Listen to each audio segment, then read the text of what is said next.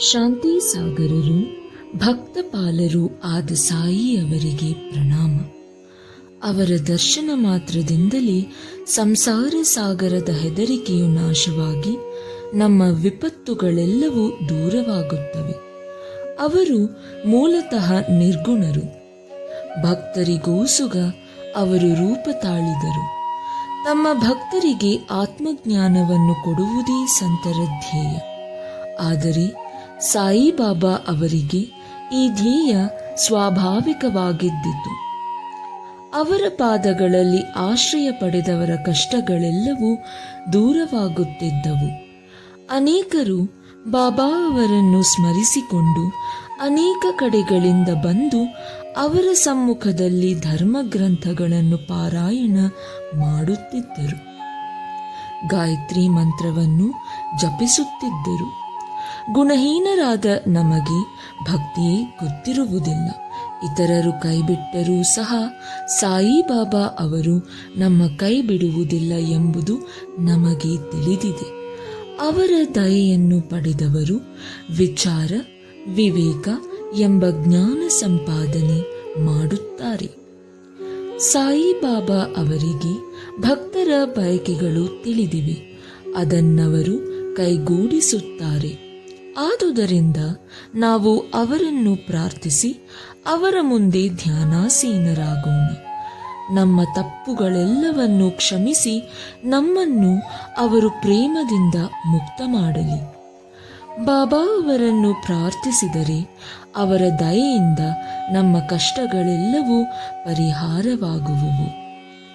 ದಯಾಸಾಗರರಾದ ಶ್ರೀ ಸಾಯಿಬಾಬಾ ತಮ್ಮನ್ನು ಅನುಗ್ರಹಿಸುವುದರ ಫಲವೇ ಶ್ರೀ ಸಾಯಿ ಸಚ್ಚರಿತೆ ಎಂದು ಹೇಳಿದ್ದಾರೆ ಶ್ರೀ ಹೇಮಾಡಪಂತ. ಇಲ್ಲದಿದ್ದರೆ ತಮಗೆ ಇಂತಹ ಕಾರ್ಯವನ್ನು ಕೈಗೊಳ್ಳುವ ಯೋಗ್ಯತೆ ಇರಲಿಲ್ಲವೆಂದು ಅವರು ಒಪ್ಪಿಕೊಂಡಿದ್ದಾರೆ. ಆದರೆ ಸಾಯಿಬಾಬಾ ಅವರೇ ಸಮಸ್ತ ಹೊಣೆಯನ್ನು ಹೊತ್ತಿದ್ದರಿಂದ ಅವರಿಗೆ ಕಾರ್ಯದ ಭಾರವೇ ಗೊತ್ತಾಗಲಿಲ್ಲ, ಕಷ್ಟ ಪಡಬೇಕಾಗಲಿಲ್ಲ. ಶಕ್ತಿಯುತವಾದ ಜ್ಞಾನ ಜ್ಯೋತಿಯು ನುಡಿ ಮತ್ತು ಲೇಖನಿಯನ್ನು ಪ್ರೇರೇಪಿಸುತ್ತಿರುವಾಗ ಅನುಮಾನಕ್ಕೆ ಆಸ್ಪದವಿಲ್ಲ.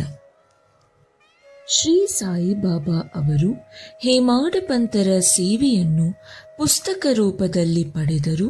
ಇದು ಅವರ ಪೂರ್ವಜನ್ಮದ ಪುಣ್ಯ ವಿಶೇಷವೇ ಸರಿ. ಈ ಕೆಳಗಿನ ಕಥೆಯು ಬರೀ ಕಥೆಯಲ್ಲ, ಅಮೃತ. ಇದನ್ನು ಸ್ವಾದಿಸುವವರಿಗೆ ಸಾಯಿಬಾಬಾ ಅವರ ದಿವ್ಯ ಶಕ್ತಿ ಮಹತ್ವ ಮತ್ತು ಸರ್ವಜ್ಞತ್ವ ಅರ್ಥವಾಗುವುವು. ವಾದ ಮಾಡಲಿಚ್ಛಿಸುವವರು ಈ ಕಥೆಯನ್ನು ಓದದಿರುವುದೇ ಮೇಲು. ಇಲ್ಲಿ ಬೇಕಾಗಿರುವುದು ತರ್ಕವಲ್ಲ, ನಿಶ್ಚಲ ಭಕ್ತಿ ಮತ್ತು ದೃಢ ವಿಶ್ವಾಸ. ಯಾರು ಸಂತರ ಭಕ್ತರೋ ಅಂತಹವರಿಗೆ ಈ ಕಥೆ ಪ್ರಿಯವೆನಿಸುತ್ತದೆ. ಇತರರಿಗೆ ಅದು ಕಟ್ಟುಕಥೆಯಂತೆ ತೋರುತ್ತದೆ. ವಾಣಿಯ ಕಾಕಾಜಿ ವೈದ್ಯ. ನಾಸಿಕ ಜಿಲ್ಲೆಯ ವಾಣಿಯಲ್ಲಿ ಕಾಕಾಜಿ ವೈದ್ಯರೆಂಬುವರಿದ್ದರು. ಅವರು ಅಲ್ಲಿಯ ಸಪ್ತಶೃಂಗಿಯ ದೇವತೆಯ ಆರಾಧಕರಾಗಿದ್ದರು. ಅವರಿಗೆ ಕಷ್ಟಗಳ ಮೇಲೆ ಕಷ್ಟಗಳು ಬಂದು ಮನಸ್ಸು ಸ್ಥಿಮಿತದಲ್ಲಿರಲಿಲ್ಲ. ಒಂದು ದಿನ ಸಂಜೆ ದೇವತೆಯ ಗುಡಿಗೆ ಹೋಗಿ ತಮ್ಮ ಚಿಂತೆಯನ್ನು ಹೋಗಲಾಡಿಸಿ ಮನಸ್ಸಿಗೆ ಶಾಂತಿ ದೊರಕಿಸೆಂದು ಅವರು ದೇವಿಗೆ ಪ್ರಾರ್ಥಿಸಿದರು. ದೇವತೆಯು ಅವರ ಭಕ್ತಿಗೆ ಮೆಚ್ಚಿ ಅದೇ ರಾತ್ರಿ ಅವರ ಸ್ವಪ್ನದಲ್ಲಿ ಗೋಚರವಾಗಿ, ನೀನು ಬಾಬಾ ಅವರಲ್ಲಿಗೆ ಹೋಗು, ಶಾಂತಿ ದೊರೆಯುತ್ತದೆ ಎಂದು ಹೇಳಿದಳು. ಈ ಬಾಬಾ ಯಾರು ಎಂದು ಕೇಳುವಷ್ಟರಲ್ಲಿ ಅವರು ಎಚ್ಚೆತ್ತರು. ನಂತರ ಬಾಬಾ ಅಂದರೆ ತ್ರ್ಯಂಬಕೇಶ್ವರ ಎಂದು ಭಾವಿಸಿ ಅವರು ಅಲ್ಲಿಗೆ ಹೋಗಿ 10 ದಿನಗಳವರೆಗೆ ನೆಲೆಸಿದರು. ಅಲ್ಲಿರುವಾಗ ಪ್ರತಿದಿನವೂ ಸ್ನಾನ ಮಾಡಿ ಶಿವಲಿಂಗಕ್ಕೆ ಅಭಿಷೇಕ ಮಾಡಿ ಪೂಜೆ ಮಾಡುತ್ತಿದ್ದರು. ಆದರೂ ಶಾಂತಿ ದೊರೆಯಲಿಲ್ಲ. ಅನಂತರ ತಮ್ಮ ಊರಿಗೆ ಮರಳಿ ಬಂದು ಪುನಃ ದೇವತೆಯನ್ನು ಪ್ರಾರ್ಥಿಸಿದರು. ಅದೇ ರಾತ್ರಿ ಆ ದೇವತೆ ಮತ್ತೆ ಕನಸಿನಲ್ಲಿ ಕಾಣಿಸಿಕೊಂಡು, ತ್ರ್ಯಂಬಕೇಶ್ವರಕ್ಕೆ ಏಕೆ ಹೋದೆ? ನಾನು ಹೇಳಿದ್ದುದು ಬಾಬಾ ಅವರಲ್ಲಿಗೆ, ಅಂದರೆ ಶಿರಡಿಯ ಶ್ರೀ ಸಾಯಿಬಾಬಾ ಎಂದು ಹೇಳಿ ಮಾಯವಾದಳು. ಶಿರಡಿಗೆ ಹೇಗೆ ಹೋಗುವುದು, ಅವರನ್ನು ಸಂದರ್ಶಿಸುವುದು ಹೇಗೆ ಎಂಬುದೇ ಅವರಿಗೆ ಸಮಸ್ಯೆಯಾಯಿತು. ಯಾರಿಗಾದರೂ ಸಂತರ ದರ್ಶನ ಪಡೆಯಬೇಕೆಂಬ ಬಯಕೆ ಸಂತರೇಕೆ, ದೇವರೇ ಅವರ ಬಯಕೆಗಳನ್ನು ಕೈಗೂಡಿಸುವನು. ನಿಜವಾಗಿ ನೋಡಿದರೆ ಸಂತನು ಪರಮಾತ್ಮನು ಇಬ್ಬರೂ ಒಂದೇ. ಇವರಿಬ್ಬರಲ್ಲಿ ಸ್ವಲ್ಪವೂ ಭೇದವಿಲ್ಲ. ಯಾರಾದರೂ ತಾವೇ ಹೋಗಿ ಸಂತರ ದರ್ಶನ ಪಡೆಯುತ್ತೇವೆಂದರೆ ಅದು ಆತ್ಮ ಪ್ರಶಂಸೆಯೇ, ಬೇರೆ ಏನೂ ಇಲ್ಲ. ಸಂತರು ಇಚ್ಛಿಸದಿದ್ದಲ್ಲಿ ಯಾರು ತಾನೇ ಅವರನ್ನು ಕಾಣಲು ಸಾಧ್ಯ? ಸಂತರನ್ನು ಕಾಣಬೇಕೆಂಬ ಬಯಕೆ ಹೆಚ್ಚಾದರೆ ಅವನಲ್ಲಿ ಭಕ್ತಿ ಶ್ರದ್ಧೆ ಮತ್ತಷ್ಟು ಹೆಚ್ಚಿ ಅವನ ಬಯಕೆ ಈಡೇರುತ್ತದೆ.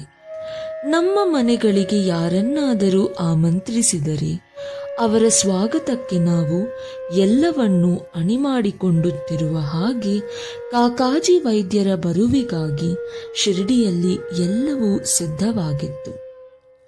ಶ್ಯಾಮ ಅವರ ಹರಕೆಗಳು.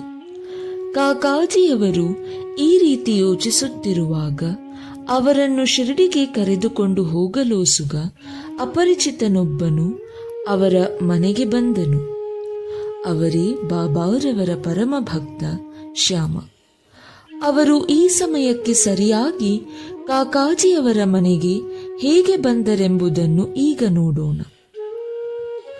ಚಿಕ್ಕಂದಿನಲ್ಲಿ ಶ್ಯಾಮ ಅವರಿಗೆ ಬಹಳ ಜ್ವರ ಬಂದಾಗ ಅವರ ತಾಯಿಯು ಮಗನಿಗೆ ಗುಣವಾಗಲಿ ಎಂದು ತಮ್ಮ ಕುಲದೇವತೆಯಾದ ಸಪ್ತಶೃಂಗಿಗೆ ಹರಕೆಯನ್ನು ಹೊತ್ತಿದ್ದರು.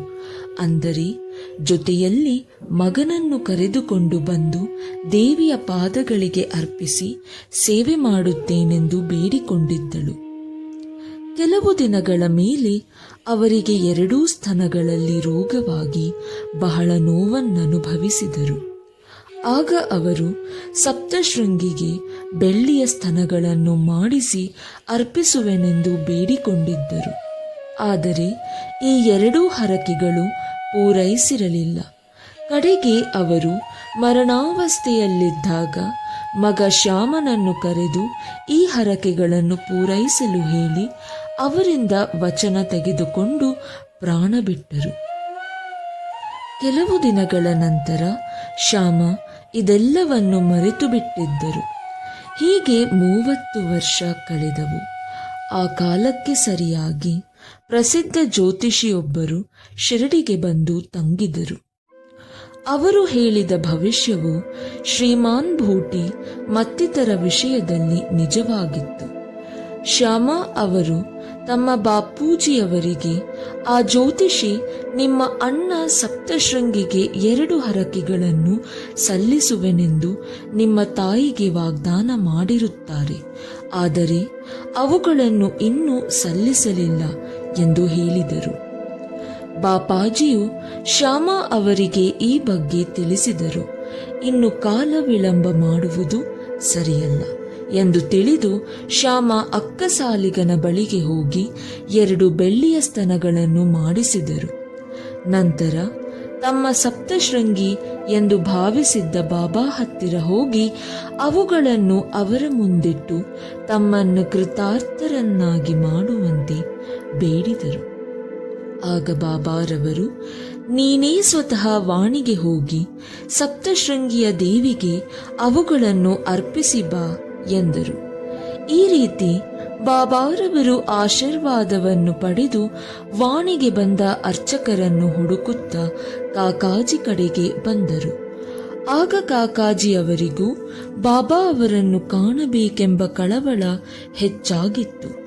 ಆ ಸಮಯಕ್ಕೆ ಸರಿಯಾಗಿ ಶ್ಯಾಮ ತಮ್ಮ ಕಾರ್ಯಾರ್ಥವಾಗಿ ಅಲ್ಲಿಗೆ ಬಂದರು. ಕಾಕಾಜಿಯವರು ಶ್ಯಾಮ ಅವರ ಊರು, ಕುಲ ಮತ್ತು ಗೋತ್ರಗಳನ್ನು ವಿಚಾರಿಸಿ ನಂತರ ಅವರನ್ನು ಆನಂದದಿಂದ ತಬ್ಬಿಕೊಂಡರು. ಅವರ ಪ್ರೀತಿ ಚಿಮ್ಮಿತು. ಶ್ಯಾಮ ತಮ್ಮ ಹರಕೆ ಪೂರೈಸಿ ಪೂಜೆ ಮುಗಿದ ನಂತರ ಇಬ್ಬರೂ ಸಾಯಿ ಲೀಲೆಗಳ ಕುರಿತು ಮಾತನಾಡಿದರು. ನಂತರ ಇಬ್ಬರೂ ಶಿರಡಿಗೆ ಹೊರಟರು. ಮಸೀದಿ ತಲುಪಿದ ಕೂಡಲೇ ಕಾಕಾಜಿಯವರು ಬಾಬಾ ಅವರ ಪಾದಗಳಿಗೆ ನಮಸ್ಕರಿಸಿದರು. ದೇವತೆ ವಾಣಿಯಂತೆ ಬಾಬಾ ಅವರ ದರ್ಶನ ಪಡೆದ ಮರುಕ್ಷಣದಲ್ಲಿಯೇ ಅವರ ಮನಸ್ಸು ನೆಮ್ಮದಿ ಪಡೆಯಿತು. ಅವರು ಆನಂದ ಪರವಶರಾದರು. ಆಗ ಕಾಕಾಜಿ, ಇದೆಂತಹ ಅದ್ಭುತ ಶಕ್ತಿ! ಬಾಬಾ ಏನನ್ನೂ ಹೇಳಲಿಲ್ಲ, ಪ್ರಶ್ನೋತ್ತರಗಳಿಲ್ಲ, ಆಶೀರ್ವಾದ ಹೇಳಲಿಲ್ಲ. ಕೇವಲ ದರ್ಶನ ಮಾತ್ರದಿಂದಲೇ ನನಗೆ ಇಷ್ಟು ಸಂತೋಷ ಆಯಿತು ಎಂದುಕೊಂಡರು. ತಮ್ಮ ದೃಷ್ಟಿಯನ್ನು ಬಾಬಾ ಅವರ ಚರಣಗಳಲ್ಲಿ ಇಟ್ಟಿದ್ದರಿಂದ ಅವರೊಡನೆ ಏನೂ ಮಾತನಾಡಲೇ ಇಲ್ಲ. ಬಾಬಾ ಅವರ ಲೀಲೆಗಳನ್ನು ಕೇಳುತ್ತಾ ಆನಂದ ಪರವಶರಾದರು. ಬಾಬಾ ಅವರಲ್ಲಿ ಸಂಪೂರ್ಣ ಶರಣಾಗತಿಯನ್ನು ಹೊಂದಿ ಚಿಂತೆಯಿಂದ ಮುಕ್ತರಾಗಿ ಶಾಂತಿಯನ್ನು ಪಡೆದರು. ಶಿರಡಿಯಲ್ಲಿ 12 ದಿನಗಳ ಕಾಲ ಉಳಿದು ನಂತರ ಬಾಬಾ ಅವರ ಆಶೀರ್ವಾದ ಮತ್ತು ಉಧಿಯನ್ನು ಪಡೆದು ಸ್ವಗ್ರಾಮಕ್ಕೆ ಹಿಂತಿರುಗಿದರು. ರಾಹತಾದ ಕುಶಾಲುಭಾವು. ಬೆಳಗಿನ ಜಾವದ ಕನಸು ಸಾಮಾನ್ಯವಾಗಿ ನನಸಾಗುವುದೆಂದು ಕೆಲವರ ನಂಬಿಕೆ. ಆದರೆ ಬಾಬಾ ಅವರ ಕನಸುಗಳಿಗೆ ಕಾಲದ ಪರಿಮಿತಿ ಇರಲಿಲ್ಲ. ಬಾಬಾ ಅವರು ಒಂದು ದಿನ ಕಾಕಾ ಸಾಹೇಬರನ್ನು ಕುರಿತು, ರಾಹತಾದ ಕುಶಾಲುಭಾವರನ್ನು ನೋಡಿ ಬಹುದಿನಗಳಾದವು ಎಂದು ಹೇಳಿ ಅವರನ್ನು ಶಿರಡಿಗೆ ಕರೆತರುವಂತೆ ಆಜ್ಞಾಪಿಸಿದರು. ಅದರಂತೆ ಕಾಕಾ ಸಾಹೇಬರು ಟಾಂಗಾ ಮಾಡಿಕೊಂಡು ರಾಹತಾಕ್ಕೆ ಹೋಗಿ ಕುಶಾಲಭಾವು ಅವರಿಗೆ ಬಾಬಾ ಅವರ ಸಂದೇಶ ತಿಳಿಸಿದರು. ಇದನ್ನು ಕೇಳಿದ ಕುಶಾಲಭಾವು ಅಚ್ಚರಿಗೊಂಡರು. ಆಗ ತಾನೇ ಊಟ ಮಾಡಿ ಮಲಗಿದಾಗ ಬಾಬಾ ಅವರ ಕನಸಿನಲ್ಲಿ ಕಾಣಿಸಿಕೊಂಡು ಶಿರಡಿಗೆ ಬಾ ಎಂದರು ಎಂದು ತಮಗೆ ಬಿದ್ದ ಕನಸನ್ನು ವಿವರಿಸಿದರು. ಕುದುರೆ ಇರಲಿಲ್ಲ. ಆದುದರಿಂದ ಬಾಬಾ ಅವರಿಗೆ ತಿಳಿಸಿ ಬರಲು ನನ್ನ ಮಗನನ್ನು ಕಳುಹಿಸಿದ್ದೇನೆ ಎಂದು ಹೇಳಿದರು. ದೀಕ್ಷಿತರು, ನಿಮ್ಮನ್ನು ಕರೆದುಕೊಂಡು ಹೋಗಲು ಸುಖವೇ ನಾನು ಈಗ ಬಂದಿದ್ದೇನೆ ಎಂದರು. ನಂತರ ಇಬ್ಬರು ಶಿರಡಿಗೆ ಬಂದರು. ಪಂಜಾಬಿ ರಾಮಲಾಲ. ಒಂದು ಸಾರಿ ಮುಂಬಯಿಯ ಪಂಜಾಬಿ ಬ್ರಾಹ್ಮಣರಾದ ರಾಮಲಾಲರಿಗೆ ಬಾಬಾ ಅವರು ಕನಸಿನಲ್ಲಿ ಕಾಣಿಸಿಕೊಂಡರು. ಅವರಿಗೆ ಶಿರಡಿಗೆ ಬರುವಂತೆ ಹೇಳಿದರು. ಬಾಬಾ ಅವರು ಅವರಿಗೆ ಸತ್ಪುರುಷರಂತೆ ಕಾಣಿಸಿಕೊಂಡರು. ಅವರಿಗೆ ಹೋಗಲು ಇಚ್ಛೆಯಾಯಿತು. ಆದರೆ ಎಲ್ಲಿಗೆ ಹೋಗಬೇಕೆಂಬುದನ್ನು ತಿಳಿಯದಾಯಿತು. ಯಾರು ದರ್ಶನಕ್ಕೆ ಆಹ್ವಾನಿಸುತ್ತಾರೆಯೋ ಅವರು ಎಲ್ಲವನ್ನೂ ಸಜ್ಜುಗೊಳಿಸುತ್ತಾರಷ್ಟೆ. ಇಲ್ಲಿಯೂ ಸಹ ಅದೇ ರೀತಿಯಾಯಿತು. ಅದೇ ದಿನ ಮಧ್ಯಾಹ್ನ ಒಂದು ಅಂಗಡಿಯಲ್ಲಿ ಇದ್ದ ಬಾಬಾ ಅವರ ಫೋಟೋ ರಾಮಲಾಲ ನೋಡಿದರು. ಫೋಟೋ ಕನಸಿನಲ್ಲಿ ಕಾಣಿಸಿಕೊಂಡ ಸತ್ಪುರುಷರನ್ನು ಹೋಲುತ್ತಿತ್ತು. ಈ ಬಗ್ಗೆ ವಿಚಾರಿಸಿದಾಗ ಆ ಫೋಟೋ ಶಿರಡಿಯ ಶ್ರೀ ಸಾಯಿಬಾಬಾ ಅವರದೆಂದು ಗೊತ್ತಾಗಲು ಮರುದಿನವೇ ರಾಮಲಾಲ ಶಿರಡಿಗೆ ಪ್ರಯಾಣ ಮಾಡಿದರು. ನಂತರ ಕೊನೆಯವರೆಗೆ ಅವರು ಶಿರಡಿಯಲ್ಲಿಯೇ ವಾಸ ಮಾಡಿದರು. ಈ ರೀತಿ ಬಾಬಾ ತಮ್ಮ ಭಕ್ತರನ್ನು ಶಿರಡಿಗೆ ಬರಮಾಡಿಕೊಂಡು ಅವರವರ ಬಯಕೆಗಳನ್ನು ಈಡೇರಿಸುತ್ತಿದ್ದರು. ಶ್ರೀ ಸಾಯಿ ಪ್ರಣಾಮ.